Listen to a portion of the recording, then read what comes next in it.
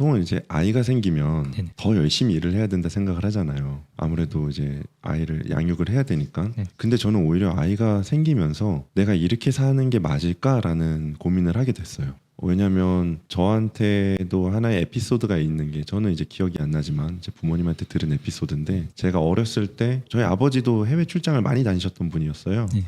근데 이제 아버지가 저 태어나고 얼마 안 있다 이제 좀 오래 출장을 다녀오신 거죠. 그래서 제가 이제 걸어 다니는 무렵에 돌아오셨는데, 그때 할머님께서 제가 아버지한테 아저씨라고 했다고 아버지는 이 기억이 굉장히 충격적인 기억으로 가지고 계시더라고요. 네네. 근데 이게 제가 아이를 갖게 되니까 그 기억이 떠오르더라고요.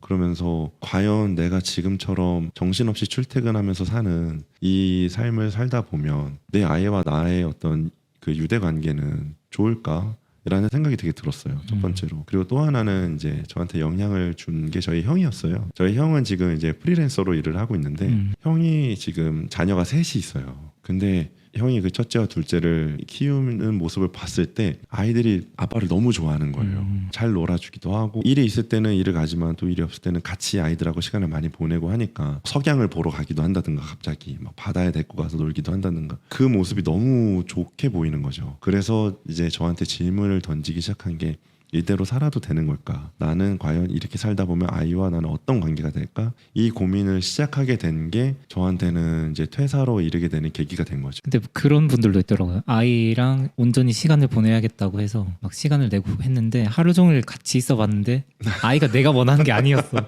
맞아요. 맞아요. 그거는 어쩔 수 없는 게, 그거는 진짜 현실이, 육아라는 거는 정말 체력적인 소모가 커요. 저는 어느 정도 감당할 수 있지 않았을까라는 생각을 했는데, 네. 막상 현실이 이제 딱 닥치니까, 이제 올해 현재 지금 느끼고 있는 저는, 네. 이게 육아는 털린다. 그냥 탈탈탈 털린다. 그거는 분명히 있어요. 근데 그럼에도 불구하고 아이가 이제 어린이집에도 가고, 더 크면 아이는 이제 뭐 유치원도 갈 거고 이제 학교도 갈 거잖아요. 네네. 사실 어떻게 보면 그 빈 시간들을 충분히 나를 이제 리프레시하는 시간으로도 쓸 수 있기 때문에 이거는 적절한 조율만 잘하면 가능한 부분이라고 생각은 해요. 중소기업에 계시는 되게 소규모 회사에 다니시는 분들은 이해하실 거예요. 그 육아휴직이라는 제도가 있어도 네네. 쓸 수 없는 현실이 있잖아요. 저희 회사가 사실 좀 그런 회사더라고요. 어쨌든 인원수가 뭐 10명이 안 되는 회사였기 때문에 제가 한 명이 빠지면 대체할 사람은 없어요.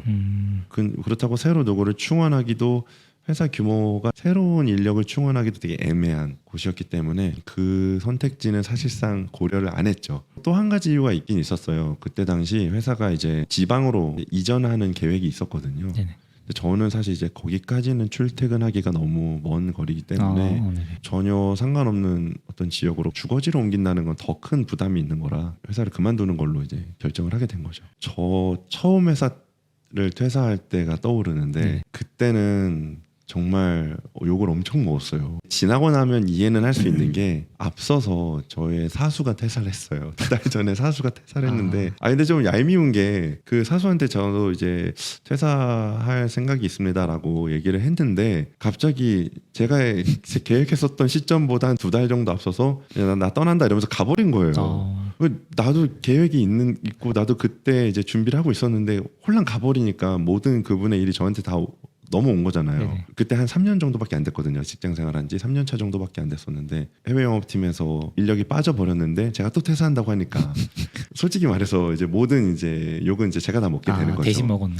네, 진짜 별의별 욕을 다 먹었는데, 아직도 기억나는 게, 제 글에도 그걸 썼었어요. 그때 이제 본부장님께서 저한테 평생 너를 저주할 거라고 그러셨거든요. 후임이 들어오고 그 후임이 들어와도 난 평생 너를 저주할 거라고, 너 잘 되는 걸 보고, 이런 식으로 욕을 하셨는데, 근데 저는 오히려 그냥 내가 퇴사할 의지가 분명하다면 분명하게 말씀드리는 게 나은 것 같아요. 그렇다고 뭐 악감정을, 대신 이제 좀 많이 생각을 할 필요는 있죠. 이게 감정적으로 치우쳐서 그 면담의 자리에 가면 솔직히 그분들이 면담의 내공이 더 크신 분이잖아요. 그쵸. 사람을 대하신 세월이 그 내공이 깊으신 분들하고 얘기를 하는 거기 때문에 설득을 당할 수도 있고요. 어떤 부분에서는 위축돼 가지고 제가 하고 싶은 말을 하지 못할 때가 더 클 거예요.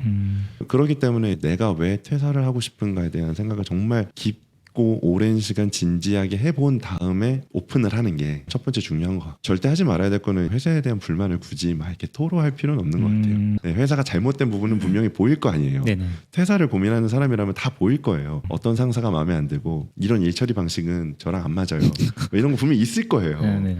요즘 이제 뭐 MZ 세대로 갈수록 자기 할 말을 한다 이런 얘기들을 하시더라고요. 네네. 근데 그렇다고 너무 질러대면 그것 또한 저는 오히려 역효과일 것 같다는 생각은 들거든요. 그보다는 그냥 내가 이렇게 살고 싶습니다라는 쪽을 더 어필하는 게 저는 더 좋은 현명한 방법이 아닐까라는 생각을 해요. 보통 퇴사하고 나서 네, 개인 사업하는 경우도 있지만 이직을 하는 경우가 있잖아요. 그렇죠. 그럼 이직 면접 자리 가면 거기서 꼭 물어보잖아요. 이전 회사에서 왜 퇴사했냐고. 그럴 때 어떻게 대답하셨나요? 중간에 이제 사실 이직을 살짝 고민을 하면서 재직 중에 면접을 보러 가본 적은 있어요. 여기서도 역시 포인트는 회사를, 그러니까 조직은 결국 조직끼리 연결돼 있죠. 네. 같은 거잖아요. 네네. 여기도 조직이고 저기도 조직인데 내가 이 조직이 불만스럽다고 그 조직을 막 까면 이 친구는 결국 이 조직에서도 불만이 있으면 열심히 까고 나가겠구나라고 인식을 하시겠죠. 네네. 그게 아니라 저의 발전, 저의 성장을 위해서 저는 이제 계속 찾아가는 겁니다. 이동하는 겁니다라는 부분을 보여드리는 게 맞지 않을까. 첫 번째 회사 나올 때 막 말리거나 이러진 않았나요? 사실 그때 대표님께서도 따로 면담을 하시면서 더 있어라 얘기는 하셨죠. 네네. 왜냐하면 그때 정말 제가 저 귀촌하고 싶습니다 하면서 그런 얘기를 하면서 회사를 그만두겠다고 저희 팀장님께 처음에 말씀을 드렸거든요. 네. 그러니 얼마나 당황스러우시겠어요. 이 철없는 것을 이렇게 생각하셨을 거 아니에요. 네. 조금은 늦게 직장 생활을 시작했던 편인데 그러니 이제 그 대표님께서도 그래 좋다 네 생각을 존중하겠는데 지금 이제 팀에 어쨌든 충원을 할 시간도 필요하고 어떻게 보면 되게 대표님은 합리적인 저한테 제안을 하신 것 같아요. 지금 생각하면 올해 말까지 있으면서 조금 더 너의 계획을 인생 계획을 한번 세워보라고 저한테 네가 어떤 마스터 플랜을 가져와라. 그럼 내가 이거 보고 검토해주고 그 부분에서 지원해줄 건 지원해주겠다. 네. 뭐 이런 식으로도 막 저한테 설득을 하셨어요. 네네. 근데 사실 퇴사를 마음 먹은 사람이라면 마음은 저기 가 있잖아요. 그쵸. 이미 저기 시골에 가 있는데 드넓은 들판과 바다와 산에 가 있는데 머물고 싶지 않죠. 그리고 저한테 이제 일은 다 몰려 버렸으니 매일 버거운 그런 시간이 있었고 그러다 보니까 그게 이제 하나도 저한테는 이제 감사하지 않게 와닿았던 거죠. 그러다 보니 이제 떠나게 된 건데 갑자기 그때 생각이 막 새록새록 나네요.